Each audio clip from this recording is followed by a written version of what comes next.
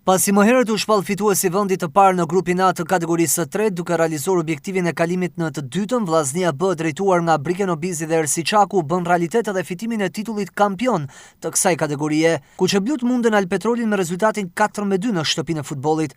Takimi u dominua tërësisht nga Vllaznia, që e zhbllokoi rezultatin në minutën e 24 me anë të kapitenit Enes Papaj, që shndërron penalltin e akorduar në favor të Vllaznisë në gol.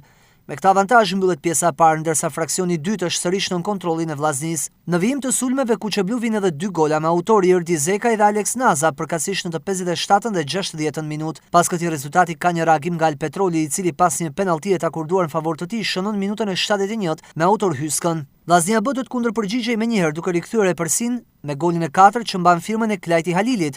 Në fund të ndeshjes, pas një vendimi të diskutueshëm, arbitri akordon një tjetër penallti për Alpetrol që e kthen në gol Xhoni, por pa arritur të ndryshojë fatin e këtij takimi që mbyllet me fitoren e Vllaznisë B. Në përfundim të ndeshjes u zhvillua ceremonia e dorëzimit të trofeut dhe medaljeve nga Federata e Futbollit.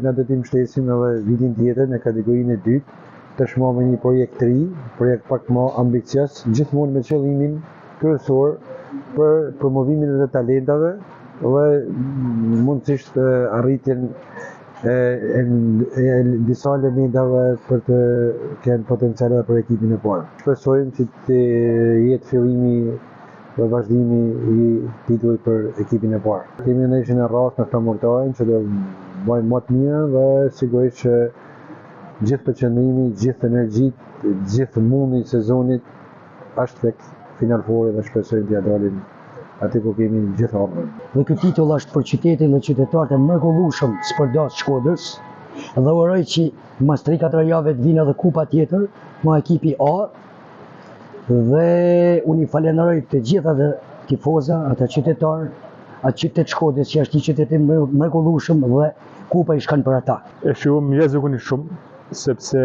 realisht na si kampionatin dominuan në finalet. Pra, na kemi dominuar gjithë kampionatin. Sot djemt bën një paraqitje jashtëzakonisht shumë të mirë.